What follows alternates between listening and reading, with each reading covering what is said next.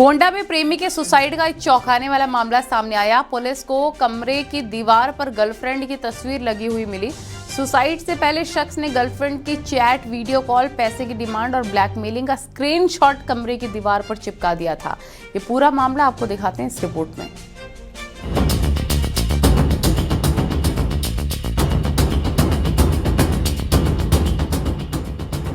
शादीशुदा प्रेमिका का ब्लैकमेलर ताबूत।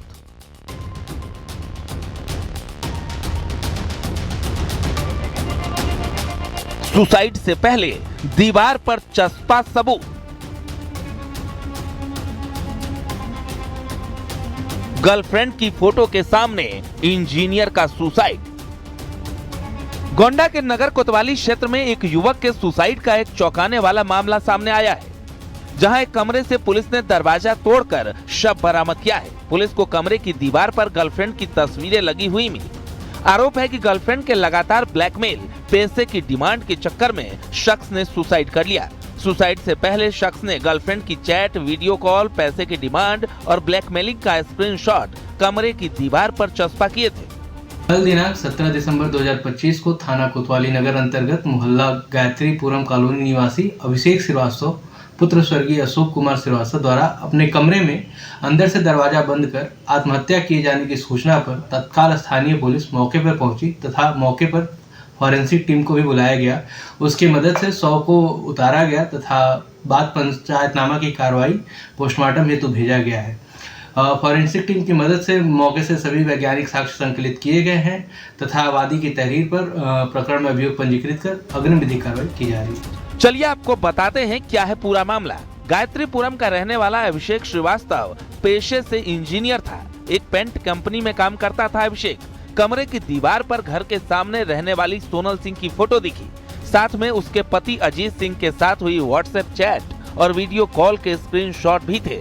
इसके बगल में अभिषेक ने सुसाइड नोट भी चिपका रखा था, जिसमें उसने लिखा था, सोनल और उसका पति मुझे ब्लैकमेल कर रहे थे। बीते 28 सितंबर को महिला और उसके पति ने अभिषेक के खिलाफ ब्लैकमेलिंग का मुकदमा दर्ज करवाया था, जिसके बाद पुलिस ने 30 सितंबर को अभिषेक को गिरफ्तार कर जेल भेज दिया था और वो 12 अक्टूबर को जेल से छूट कर आया था। जालसाज पति पत्नी अभिषेक से सुलह के नाम पर 2 लाख रुपए मांग रहे थे। पैसे न देने पर फर्जी मुकदमे में फंसाने की धमकी दे रहे थे, जिससे तंग आकर शख्स ने सुसाइड कर लिया। अब तक की जांच में सामने आया है कि मृतक युवक ने आरोपियों की पहचान उजागर करने के लिए कमरे ब्लैकमेलिंग के स्क्रीनशॉट और सुसाइड नोट चस्पा किए। फिलहाल पुलिस ने आरोपियों पर मुकदमा दर्ज कर लिया है और मामले की जांच की जा रही है। गोंडा से देवमणि त्रिपाठी, न्यूज़ 18।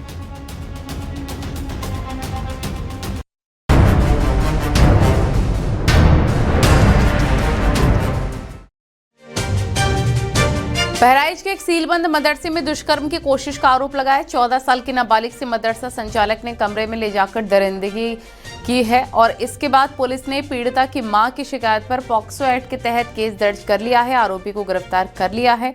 पूरा मामला आपको इस रिपोर्ट में दिखाते हैं।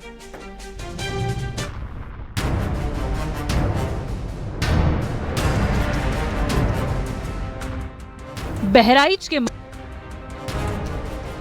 सील बंद होने के बाद भी चल रहा था मदरसा। यूपी के बहराइच में एक मदरसे में 14 वर्षीय एक छात्रा से दुष्कर्म करने और उसे जान से मारने की धमकी देने का मामला सामने आया है। रूपई डीहा थाना क्षेत्र के इंडो नेपाल बॉर्डर से चंद दूरी पर संचालित मदरसे के एक गांव में रहने वाली एक महिला ने थाने पहुंचकर शिकायत दर्ज कराई और आरोप लगाया कि उसकी 14 वर्षीय बेटी गांव के मदरसे में पढ़ने जाती थी। मदरसे के मौलाना सलमान ने 12 दिसंबर को उसकी बेटी को झाड़ू लगाने के लिए अपने कमरे में बुलाया और बच्ची से छेड़छाड़ की और दुष्कर्म किया। जुम्मा के दिन ना है और हाफिज जी बुलावे गिरा कि चलो मदरसा बाहर आओ, तो मदरसा बाहर खातिर बुलावे गिरा 3 चक्कर घरे, तो कोई बच्चे ना आए रहे बाहर, तो हम अपने बिटिया को पठाई दिया रहा जैसे यहाँ पढ़त लिखत रहा है। तो हम कहे लगन कि जाओ वहाँ बाहर आओ, तो वो मदरसा बाहर तक के बाद में हुजरा बाहर कहीं, तो हुजरा बाहर गए। वो हुजरा बाहर गए तो पल्ला बंद कर ली ना अंदर से। अब का मालूम का करीन है, बलात्कार करीन कि का करीन, वो तो बिटिया हमारे यहाँ से गए तब रोए रोए हमसे बतावे। बच्ची ने क्या बताया? वहीं बच्ची की मां की शिकायत पर मौलाना के खिलाफ दुष्कर्म और जान से मारने की धमकी देने और पॉक्सो एक्ट की धाराओं में मुकदमा दर्ज किया गया है। आरोपी मौलाना को हिरासत में लेकर पूछताछ की जा रही है। कल दिनांक 17/12/2025 को एक महिला द्वारा थाना रुपेडिया पर आकर सूचना दी गई कि उसकी बच्ची, जिसकी उम्र करीब 14 वर्ष की, एक मदरसे में जो गांव में स्थित है उसमें पढ़ने जाया करती थी। उसी मदरसे के मौलाना द्वारा उसको अपने कमरे में झाड़ू लगाने के बहाने बुलाया और उसके साथ गलत काम किया। इस सूचना पर तत्काल थाना रुपेडिया पर मुकदमा अपराध संख्या 361/25 पंजीकृत किया गया है।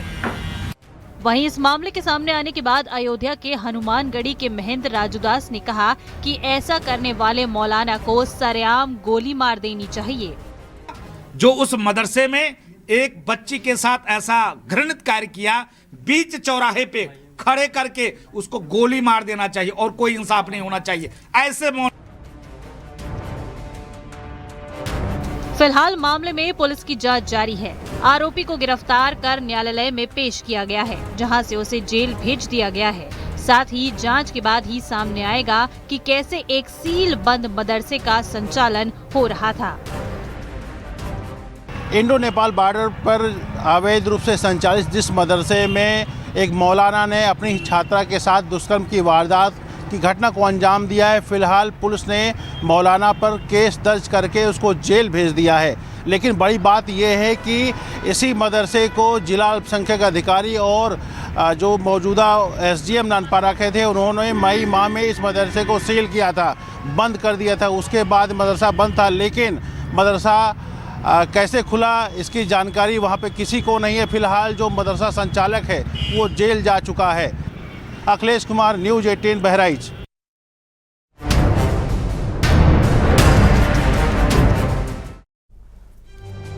अंबेडकर नगर में गुटखा थूकने को लेकर हुए विवाद ने खूनी रूप ले लिया। सम्मनपुर थाना क्षेत्र में दरवाजे के सामने थूकने से शुरू हुई बहस मारपीट में तब्दील हो गई। इस हिंसक झड़प में एक व्यक्ति की इलाज के दौरान मौत भी हो गई, जबकि कई लोग घायल हैं। पुलिस ने मामला दर्ज कर लिया है, आरोपियों को हिरासत में ले लिया है और जांच की जा रही है।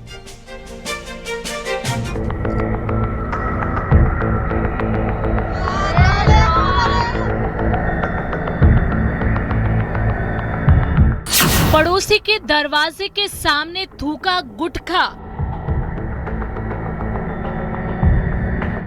बदले में मिली मौत।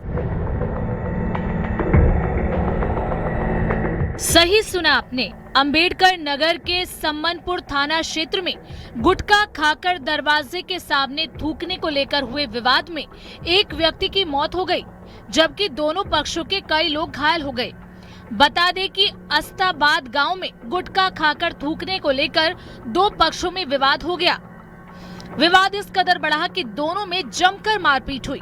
मारपीट में घायल एक व्यक्ति की इलाज के दौरान मौत हो गई, जबकि दोनों पक्षों के आधा दर्जन से ज्यादा लोग घायल हैं। जात रहे इनके सब हमारे दुआरे कहे खेखार के थूक दिए, हम कह दिए कि ये खेखार के न थुकाए, मन नहीं रहा थी। वही ताई उनके मेहरारू गरियावे लागे, तब तक उनके बेटवान हमारे बेटिया को उठा पटक दिए। हम गए, हम मारे, हमारे मुँह में लग गए और उनके सब छोड़ा गए, उन्होंने सबके मारे लागे टेंगारी से और मछली काटे वाली हंसिया लेके। वहीं घटना की सूचना मिलते ही पुलिस मौके पर पहुंची और घायलों को इलाज के लिए जिला अस्पताल में भर्ती कराया। पुलिस तहरीर के आधार पर मुकदमा दर्ज कर आरोपियों को हिरासत में लेकर पूछताछ कर रही है। प्रथम पक्ष महेंद्र और द्वितीय पक्ष सुभाष के बीच दरवाजे के बाहर थूकने को लेकर विवाद हुआ, जिसमें प्रथम पक्ष के 4-5 व्यक्तियों को चोट लगी है, दूसरे पक्ष को भी चोटें आई हैं।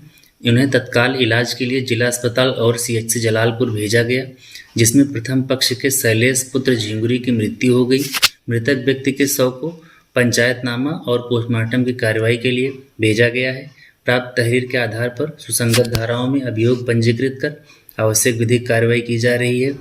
फिलहाल पुलिस पूरे मामले को गंभीरता से लेते हुए मामले की गहनता से जांच कर रही है और गांव में शांति व्यवस्था बनाए रखने के लिए अतिरिक्त पुलिस बल तैनात किया गया है। Bureau report, news 18।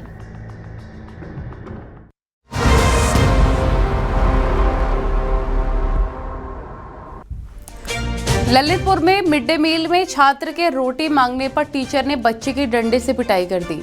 टीचर से शिकायत करने पर सस्पेंड कराने का टीचर का वीडियो वायरल हुआ है, जिसके बाद जिला बेसिक शिक्षा अधिकारी ने टीचर को सस्पेंड कर दिया है। देखिए।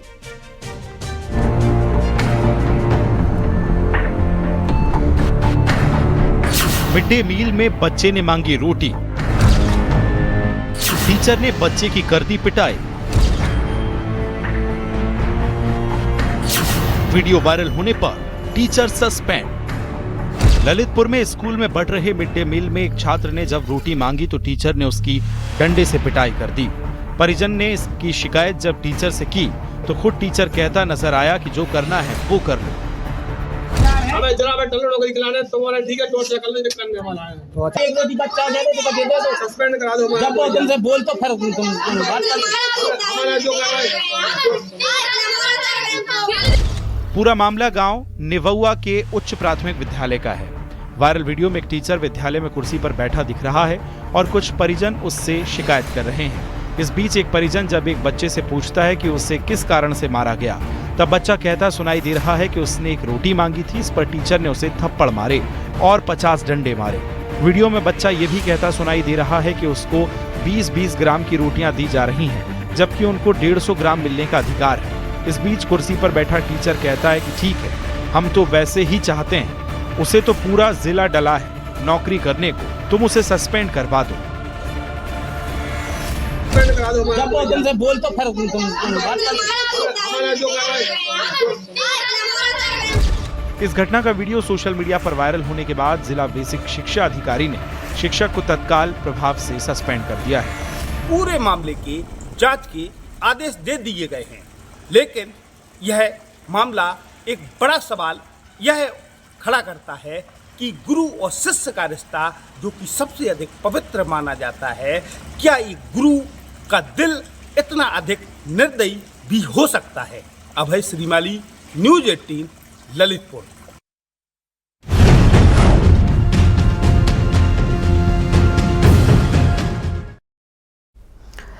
लखनऊ में साइबर जालसाजों के 75 वर्षीय बुजुर्ग महिला को डिजिटल अरेस्ट करके डर दिखाकर 1.5 करोड़ रुपए ठगी का मंसूबा पूरा नहीं हो पाया।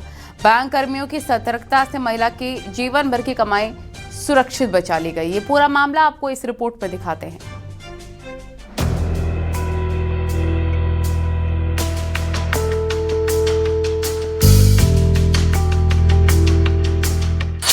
लखनऊ में फेल हुआ जालसाजों का प्लान।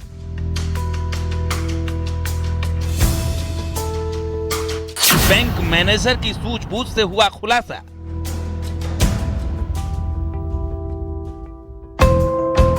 ठगों ने 5 दिन तक रखा था डिजिटल अरेस्ट।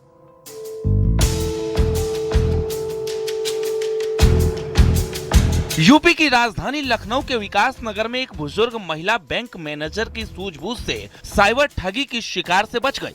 5 दिन से डिजिटल अरेस्ट महिला बैंक में 1.5 करोड़ रुपए एक खाते में ट्रांसफर करने पीएनबी पहुंची थी। शक होने पर बैंक अफसर ने बुजुर्ग महिला से एफडी तोड़वाने की वजह पूछी। महिला के कोई खास वजह न बताने पर बैंक ऑफिसर को शक हुआ।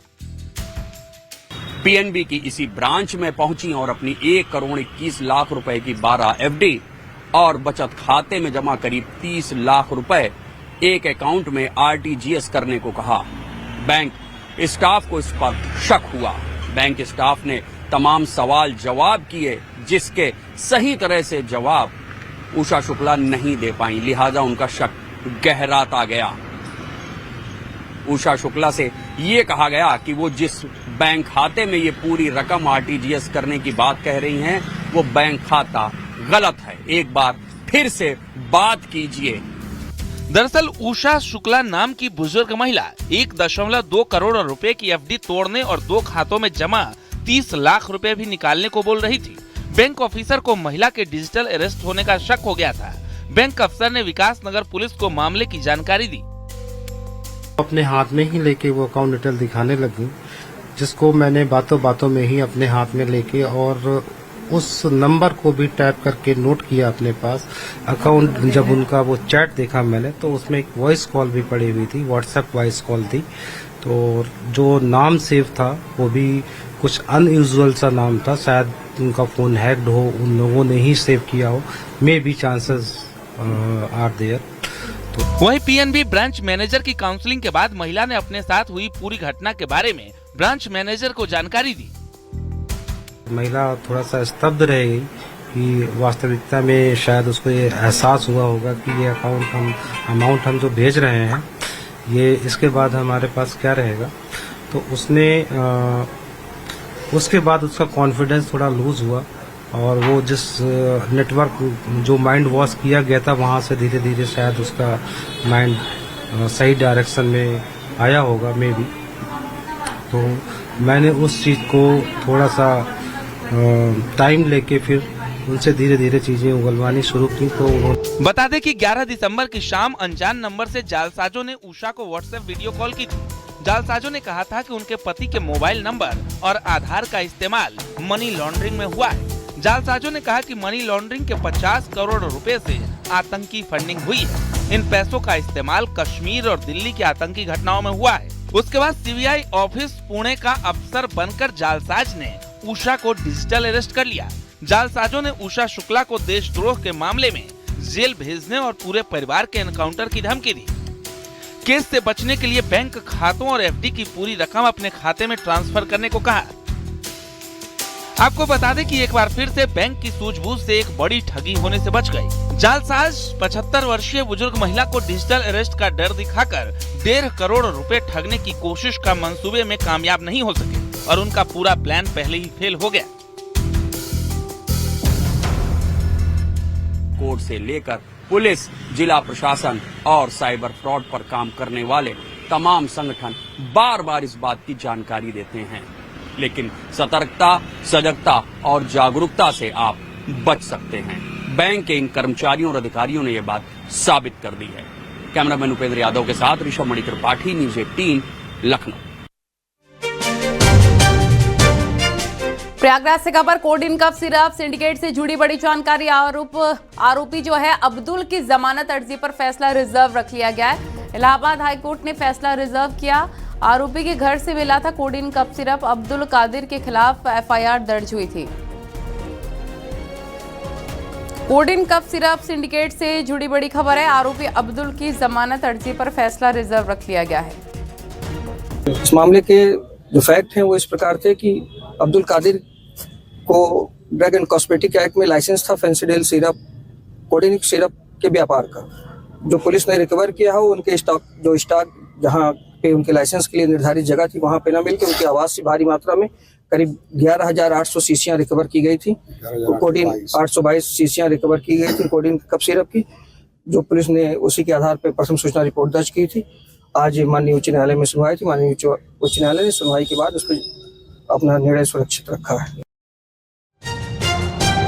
और कफ सिरप मामले में आरोपियों पर एनडीपीएस के तहत केस चलेगा। आरोपी शुभम जायसवाल और पिता भोला प्रसाद पर चलेगा केस। शुभम जायसवाल समेत सभी आरोपियों को हाईकोर्ट से झटका।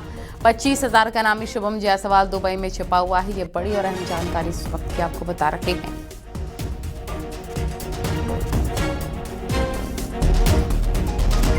आरोपियों पर एनडीपीएस एक्ट के तहत मुकदमा दर्ज हुआ है। ये बड़ी खबर आपको बता रहे हैं कि अब एनडीपीएस एक्ट के तहत इस पर केस चलेगा। आरोपियों पर शुभम जायसवाल और पिता भोला प्रसाद पर केस चलेगा। और शुभम जायसवाल समेत सभी आरोपियों को हाईकोर्ट से आज झटका भी लगा है। 25,000 का इनामी है शुभम जायसवाल, जो कि दुबई में छिपा हुआ है।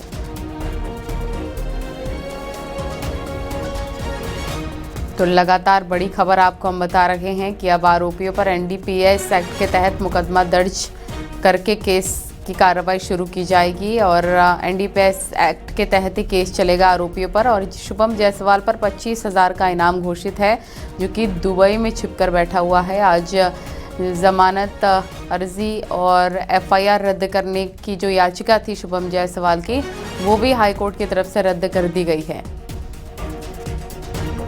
एक बड़ा झटका शुभम जायसवाल को।